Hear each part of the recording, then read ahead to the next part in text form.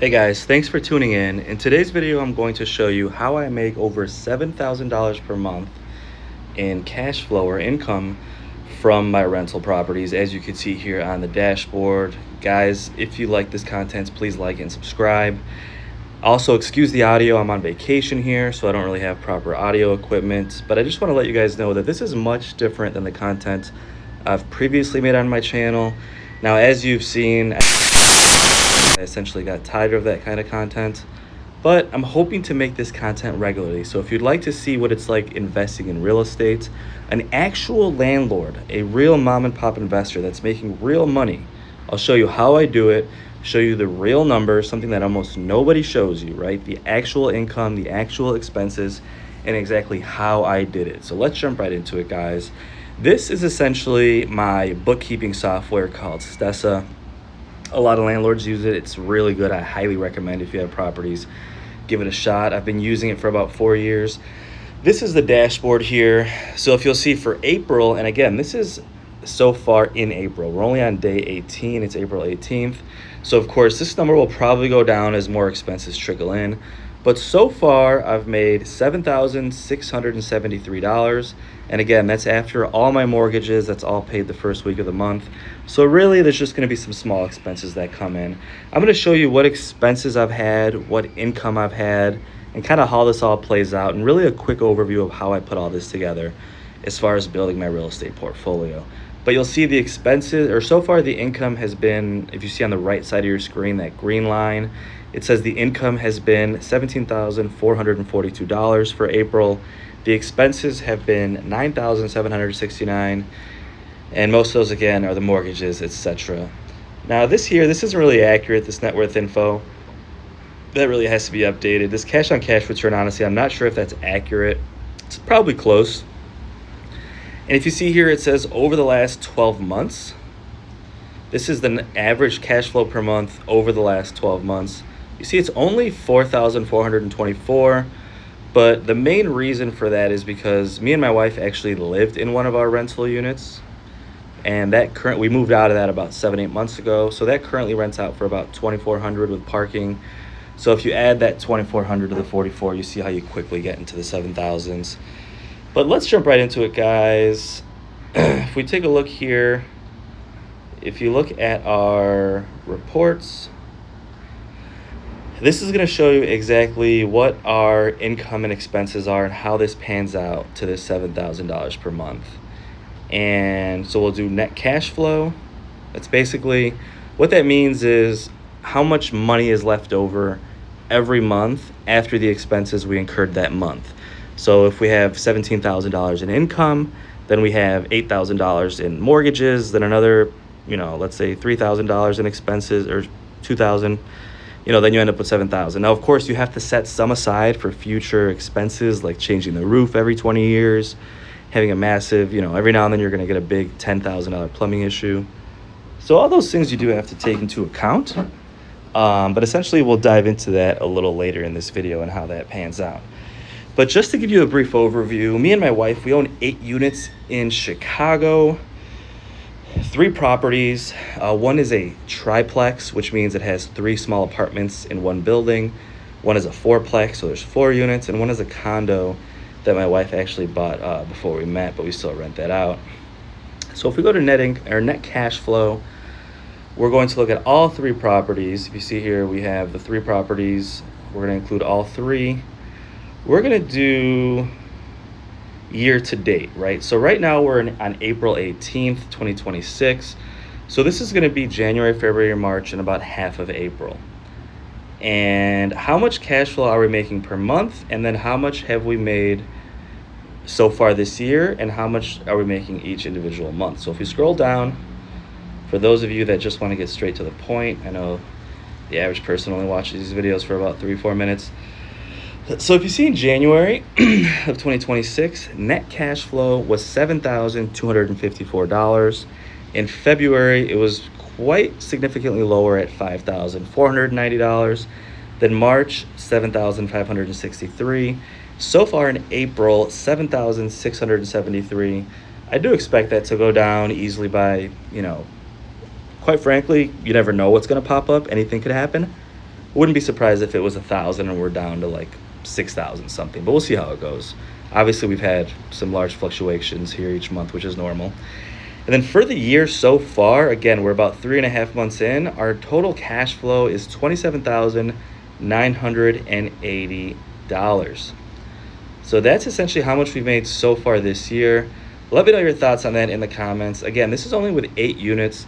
None of them are paid off. All of them have loans on them still. Not gonna lie, they all have great interest rates since we either refinanced or purchased the properties back when rates were low a few years ago, as you all know.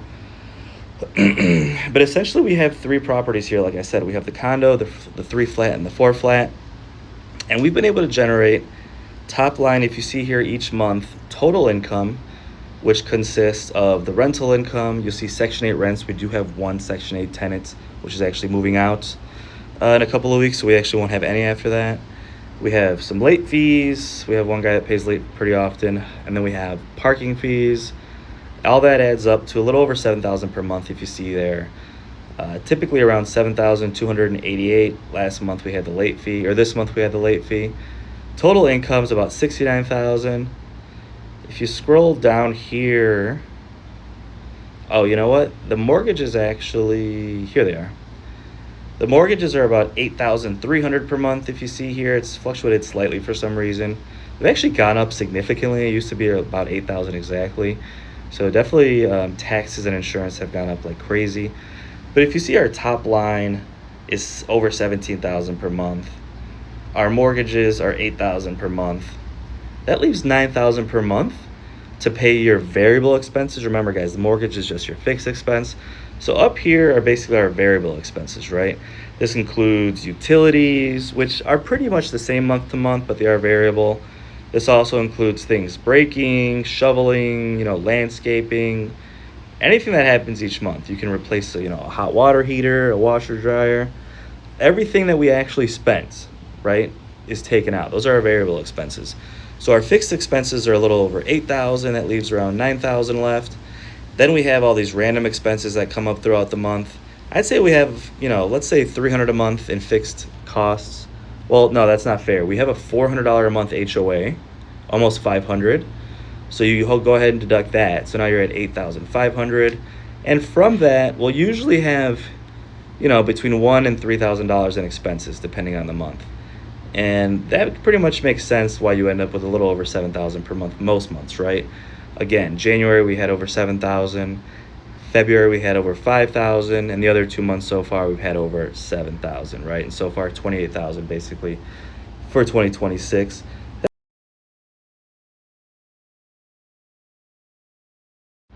That's basically a really basic, high-level overview of how we make $7,000 per month.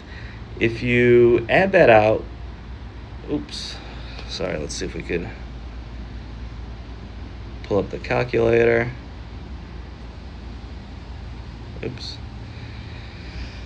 So if you times that 27,000 per month, actually that's not fair. Let's do this. Let's do a custom. Yeah, let's do January 1st of this year through March 1st. So that's Q1 essentially. Or January 1st to March 31st. Yeah, that's Q1. All right, we made $20,000 in Q1. So let's see, 20,300, multiply that by 4 for the entire year. It's about $81,000 per year. But as I mentioned earlier, you do have to set something aside for what's called CapEx, fixing the roof every 20 years, a $10,000 plumbing issue, things like that, right? So we set aside 10 grand. So if you minus that 10 grand, we're on pace to profit, even after saving stuff for future expenses, $71,000 this year. Let me know your thoughts in the comments, guys. I think that's a pretty awesome number for only having 8 units.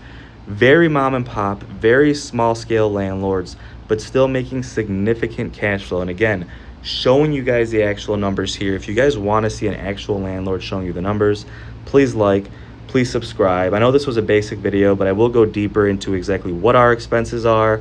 I'm going to show you guys each month, these were our expenses, this was our income, these are the problems we had, these are our wins, these are our losses. This is how we've done this. If you guys want to learn from an actual landlord making actual cash flow that will show you their actual numbers, please follow my channel. I think you guys will find this interesting. And again, you guys can argue that maybe 10 grand set aside isn't enough for future CapEx, but I will say we have a lot of money already set aside for CapEx, right? So if we had nothing set aside, we'd be setting aside much more. We've had this portfolio for many years. We've been setting aside a ton of money. So at this point, we really only earmark an extra 10 grand per year. So we can count on about 71,000 per year. We'll see how it goes. Things are variable. We're not living off this money yet, so we're not necessarily having to budget off this. But we'll see how things go. With that said, guys, thanks so much for watching. Let me know your thoughts on this and let me know if you have any questions. And I hope to see you on the next video.